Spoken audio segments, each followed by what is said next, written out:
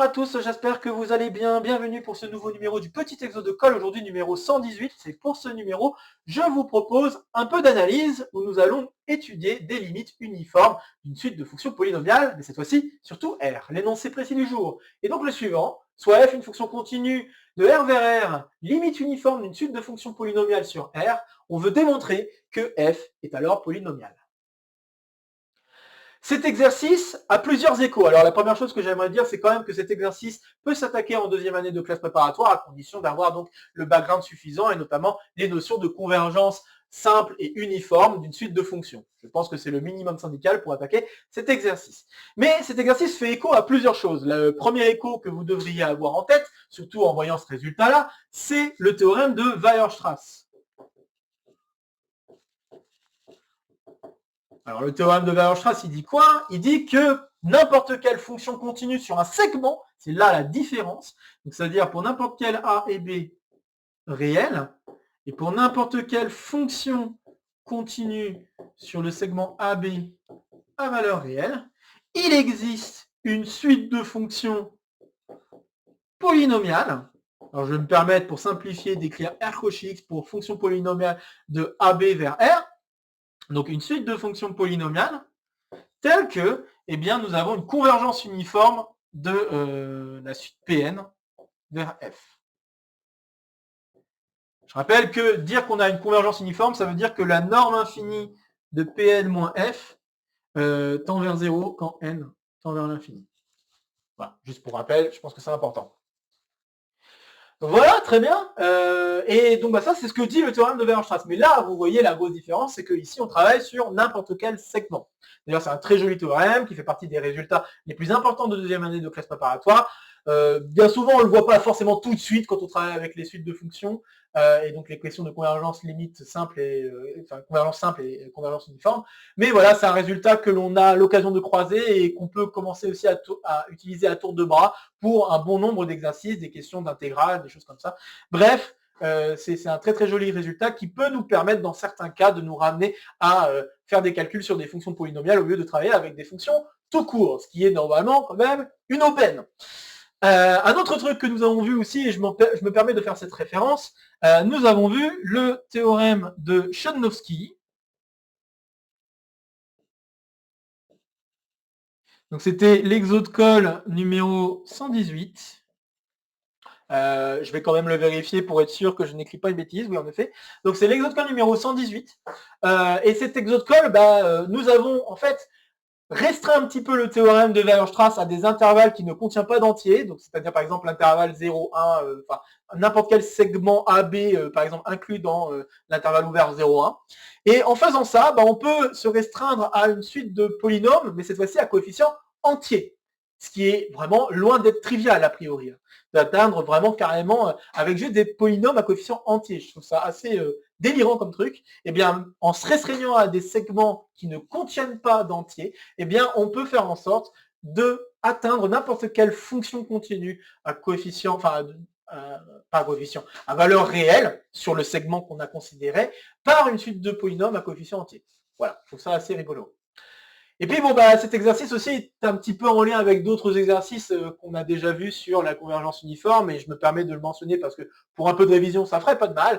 Notamment, nous avons vu aussi la question donc de l'interro surprise numéro 15 qui est sortie il n'y a pas très longtemps par rapport à cette vidéo, où nous avons vu que si vous avez une suite, et en fait c'est une question de cours, c'est un résultat de cours, si vous avez une suite de fonctions continues qui convergent uniformément vers une fonction donnée, alors la limite doit être également continue. Et je parle bien de convergence uniforme. Et donc là, c'est assez normal de supposer directement que f est continu pour être limite uniforme d'une suite de fonctions polynomiales. Ça va de soi, quoi. Il faut vraiment que ce soit important d'avoir ce truc-là sous la main. Bref, donc je vous mets cette petite référence également si ça vous intéresse de faire un peu de révision de cours et de revoir comment on démontre ce résultat. Mais bon, l'objet d'aujourd'hui, c'est de démontrer que si on ne se restreint pas à un segment, si on commence à vouloir faire sur n'importe quel réel, sur n'importe quel, je veux dire sur l'ensemble des réels, eh bien, on a un problème. Et en fait, on va atteindre que les fonctions polynomiales. Je trouve ça aussi assez fou. Si on ne restreint plus à un segment et qu'on travaille sur tous les réels, et bien là, on n'atteint pas autre chose que des polynômes. Donc voilà, je ne vais pas en dire davantage sur cet exercice. Je vous invite dès maintenant à faire une pause sur la vidéo pour essayer de résoudre l'exercice par vous-même avant que je ne vous dise quoi que ce soit d'autre. Ok, j'espère que vous aurez essayé. Je pense que c'est un très joli exercice à faire. Et en vrai, c'est pas un exercice très difficile, mais ça demande un peu de subtilité sur la manière d'approcher la chose.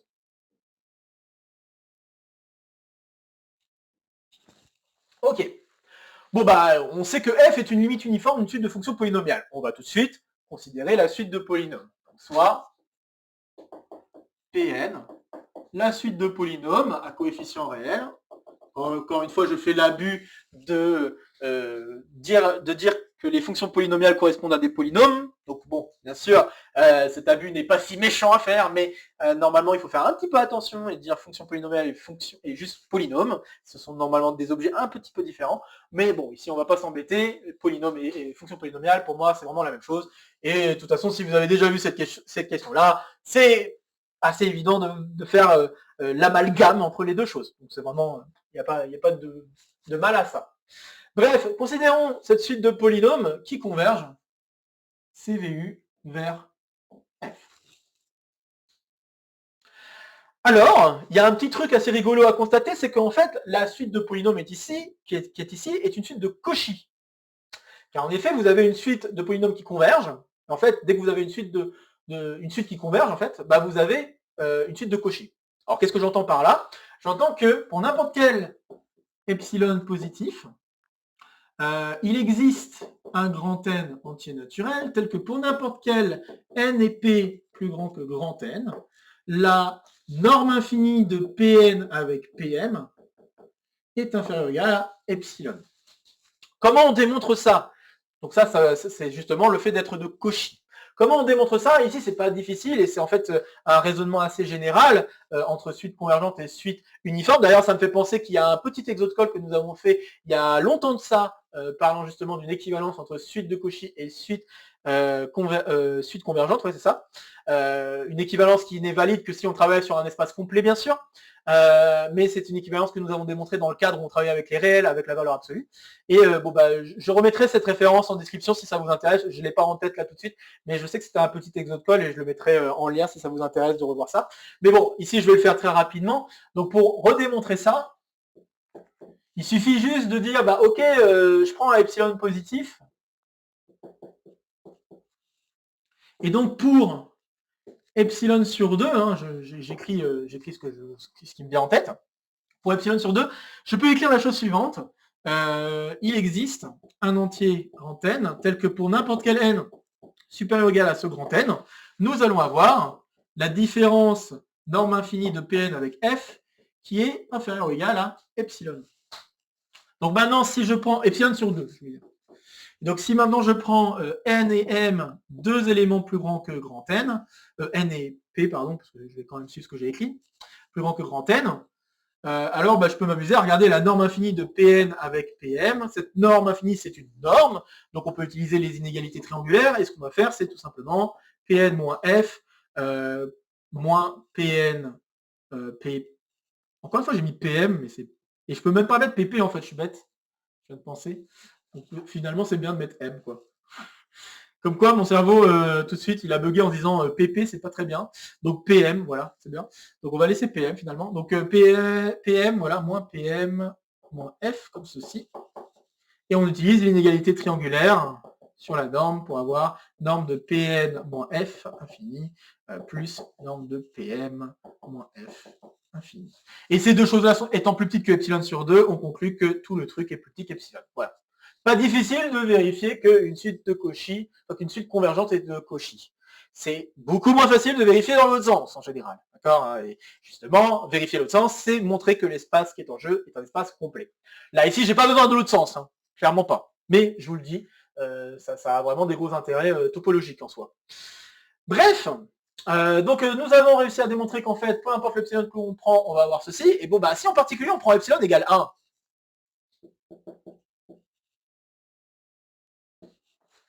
je vais quand même mettre des traits pour dire que j'ai fini la preuve.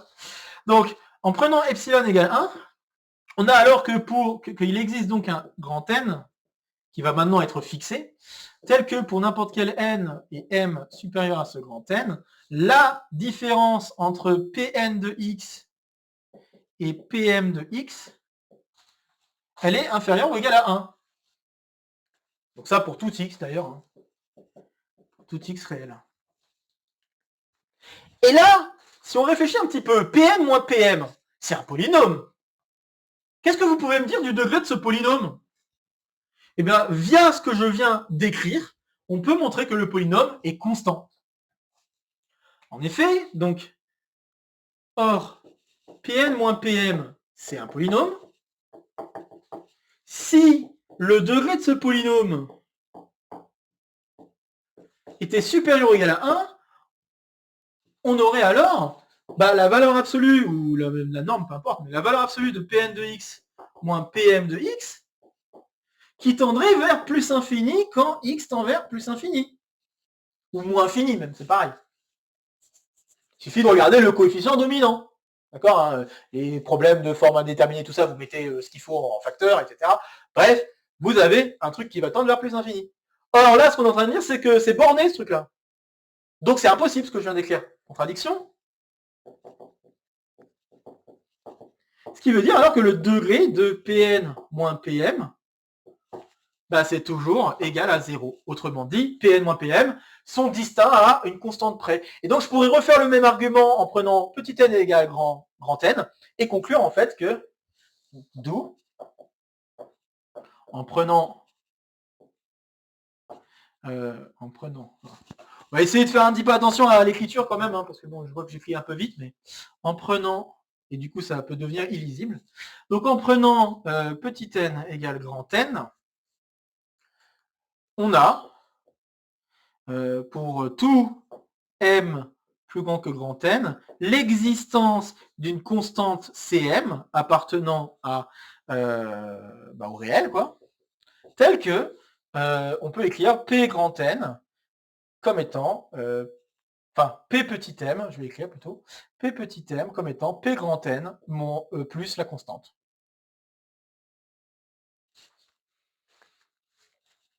C'est quand même marrant ça. Très bien.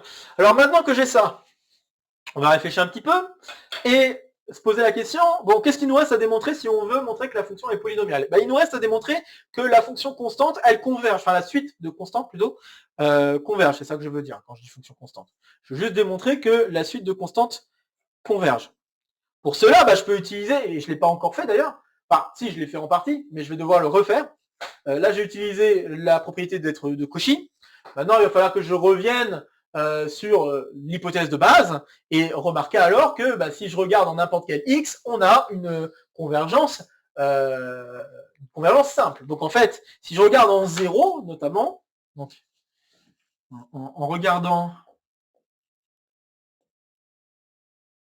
la CVU comme CVS en 0, on a la valeur absolue de Pn de 0 plus la constante Cm, donc P grand N, pardon, plus C grand M, moins F de 0, qui tend vers 0 quand N tend vers l'infini, quand M, tend vers l'infini.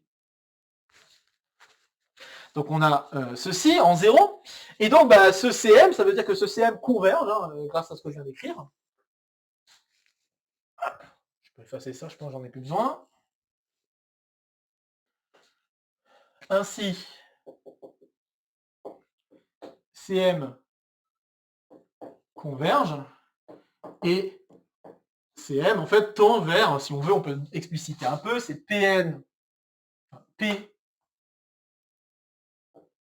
Ah, je peux y arriver, c'est pas grand N que je vais écrire. On va y arriver, hein. Donc P grand N de 0, j'aurais dû mettre un moins plus F de 0. C'est ça. Bon, je vais pas m'amuser à l'expliciter comme ça. Je vais lui donner un nom, je vais lui donner le nom de lambda. Ok. Et donc, ce qu'on aura alors réussi à démontrer, c'est que la suite de fonctions, donc les polynômes, là, on a alors que la suite de polynômes, les Pn, tend, quand n tend vers l'infini, vers P grand N plus lambda en tant que convergence simple par convergence simple. Mais on a aussi que Pn tend vers F par convergence simple. On sait aussi que Pn tend vers F quand n tend vers l'infini par CVS, puisque CVU. Conclusion, par unicité de la limite, on a alors que F est égal à Pn plus lambda.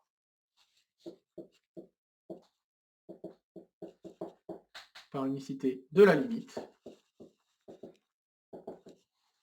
F est égal à Pn plus lambda, c'est-à-dire que c'est bien une fonction polynomiale. C'est QFD. Et voilà donc qui conclut l'exercice.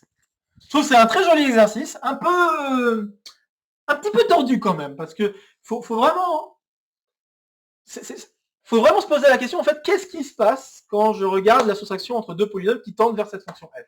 Et quand on réfléchit à ça et qu'on pense au fait que la suite convergente est en fait une suite de Cauchy, eh bien, le fait d'avoir ça en tête, ça veut dire que, bah oui, les deux polynômes ne peuvent pas être trop séparés de l'un de l'autre à cause de la question de la norme infinie qui doit être bornée.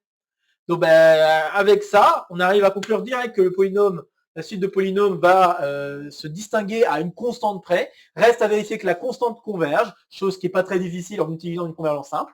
On conclut convergence simple de la suite des Pn vers un truc polynomial, mais aussi vers f, puisqu'on avait aussi la convergence uniforme.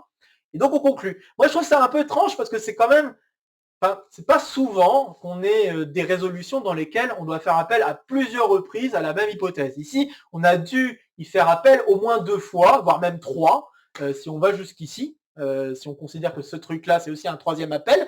Mais à vrai dire, bon, voilà, c'est quand même... Enfin, moi, je trouve ça assez rigolo, des exercices dans lesquels on utilise plusieurs fois la même hypothèse de départ pour pouvoir conclure.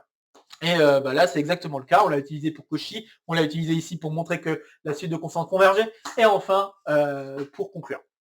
Voilà, donc bon, c'est en cela que c'est pas un raisonnement, disons, classique, mais je pense que c'est le type de raisonnement qu'il faut quand même avoir rencontré pendant son cursus de classe préparatoire, parce que bon bah voilà, quand on arrive à un sujet concours ou des trucs comme ça peut arriver qu'à plusieurs reprises on fasse appel à un résultat qui a déjà été démontré au préalable, et donc bon bah il faut être capable d'aller rejeter un coup d'œil bien loin dans le sujet pour pouvoir savoir qu'est-ce que j'ai besoin pour démontrer le résultat qui est sous mes yeux. En exo de colle ou dans des petits exercices comme celui-ci, c'est un peu plus étonnant, mais dans des cas d'études de sujets de concours, bah là, oui, ça peut arriver un petit peu plus souvent.